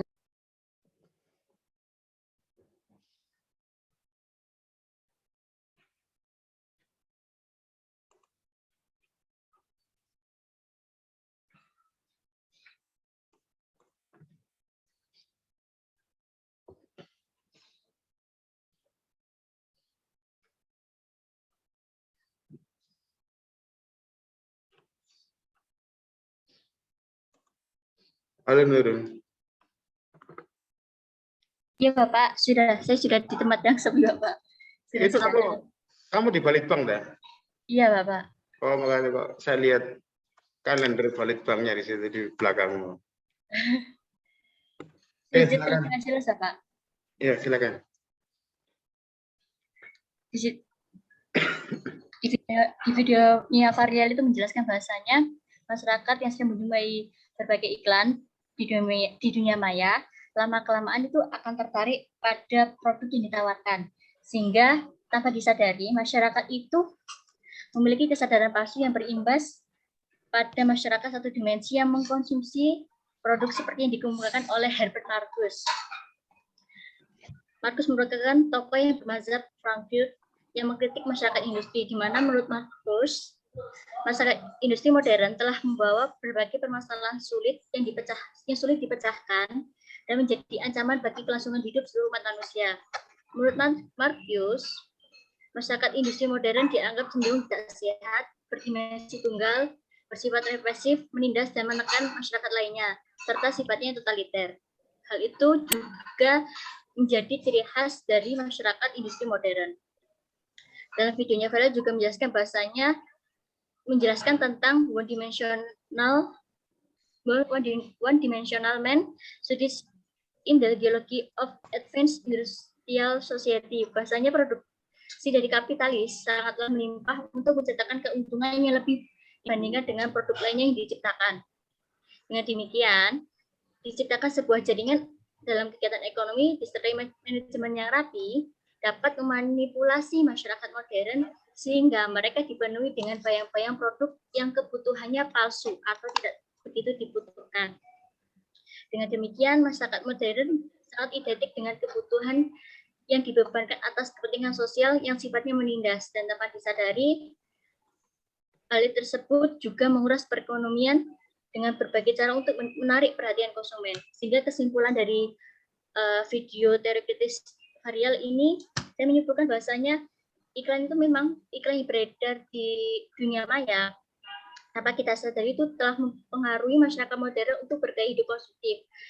Hal ini ditunjukkan dari video bahwasanya skincare seolah-olah menjadi kebutuhan dasar individu dan menjadi kebutuhan palsu atau yang tidak begitu dibutuhkan.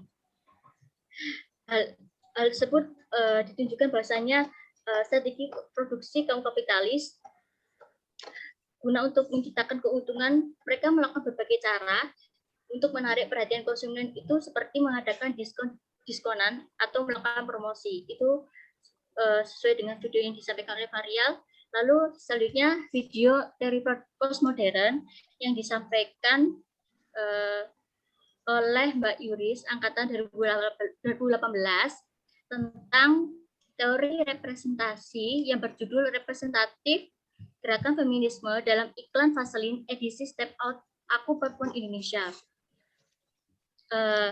Dalam videonya Mbak Yuris ini tidak menyebutkan siapa tokohnya, tapi saya mengiranya itu teori representasinya punyanya Roland Barthes, karena di dalam video itu saya mengambil intinya saja bahwasanya video yang berdurasi 1 menit 14 detik itu, dalam video itu ada 3 aktor, di mana 3 aktor perempuan ini berusaha untuk melampaui kebebasan mereka sebagai perempuan, di mana mereka itu mewujudkan mimpinya. Dalam aktor itu seperti Patricia Yola, dia itu berhasil mewujudkan mimpinya menjadi pilot. Karena biasanya pilot kan memang dipekerjakan oleh kaum laki-laki.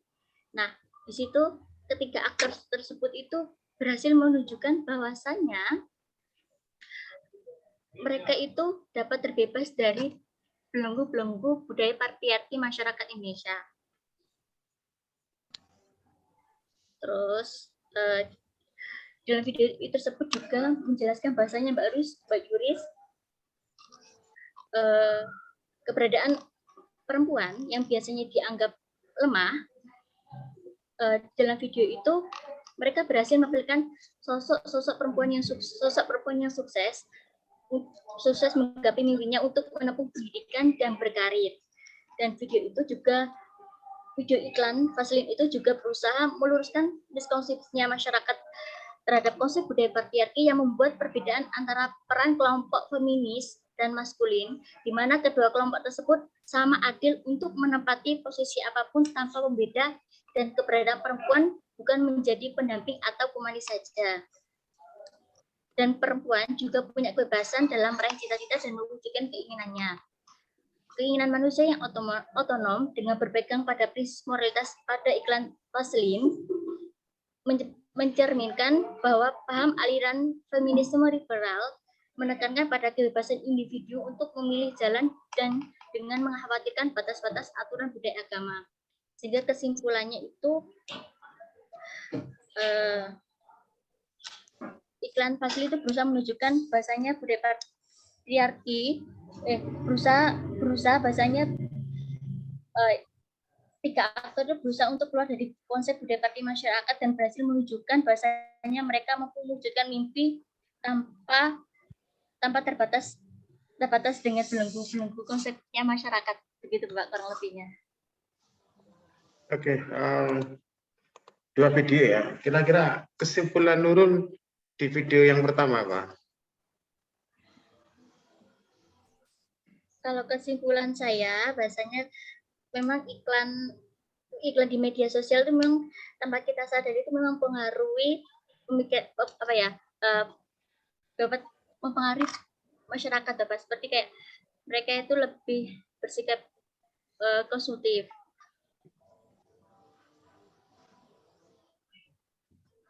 Oke. Sebentar, Bapak.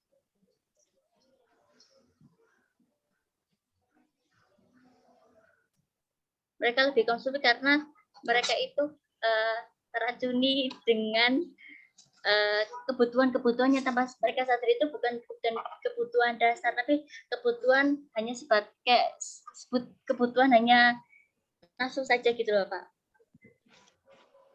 Bukan kebutuhan yang artinya kebutuhan alami, tapi kebutuhan yang diciptakan gitu Nurul.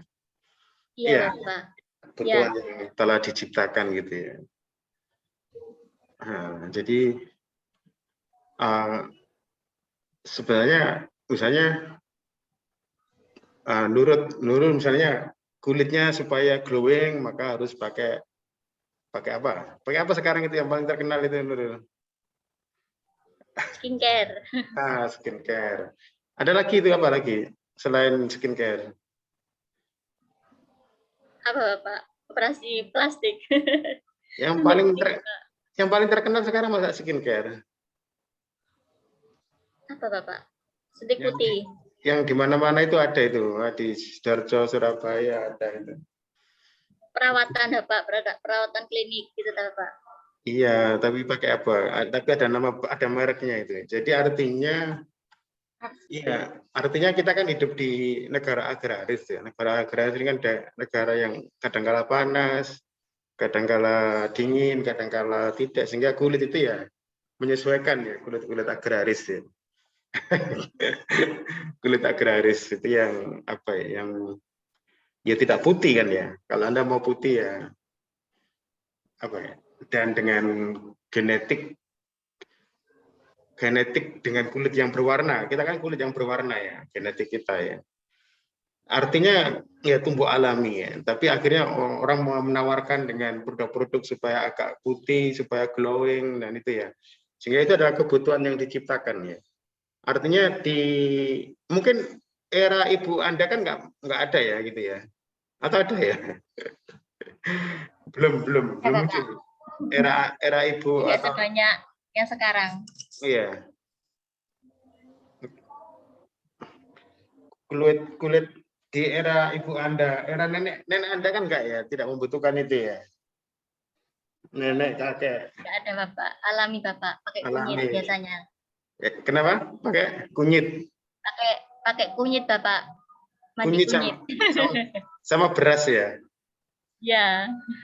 Untuk mendinginkan itu ya. Buat mencerahkan, Bapak. Dibuat masker. Buat masker. Semuanya kan alami ya. Dan bahannya ada di tempat itu kan ya.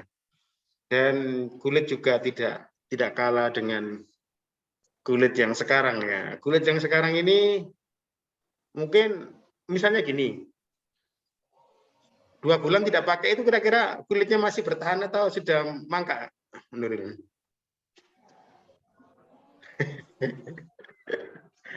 Ya tergantung Bapak. Kalau di rumah terus ya nggak gosong. Kalau di rumah terus ya tetap bersih mukanya Pak, nggak gosong. Kalau di luar terus ya gosong Pak mukanya Pak. Nggak di luar terus. Berarti mereka nggak perlu kerja ya, nggak perlu kerja. Makanya orang-orang menghindari kerja petani ya. Iya, pertanian ya, Bapak. Karena nanti merusak kulit ya. Lalu bertambah ya. Iya, akhirnya konsepnya itu adalah kebutuhan yang diciptakan dulu ya. Oke, untuk yang kedua Nurul, bagaimana kesimpulannya? Kalau kesimpulannya yang kedua ini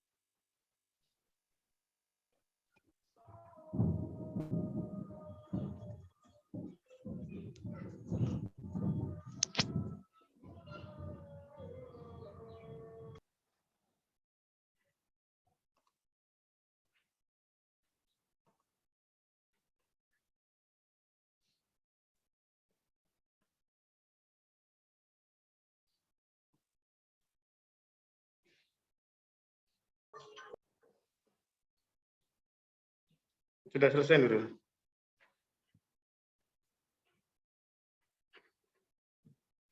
Nurul, apa di unmute ya?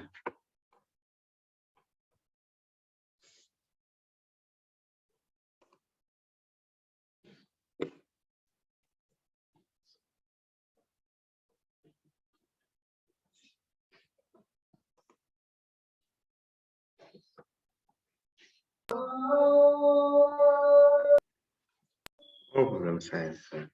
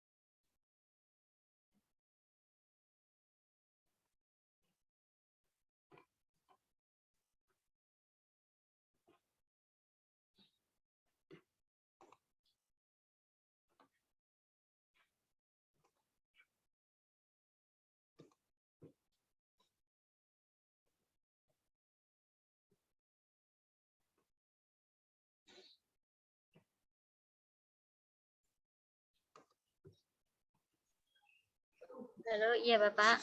Tadi sampai mana Bapak? Kesimpulan yang video kedua, Nurul. Oh, kalau saya menyimpulkan itu iklan Vaseline itu kayak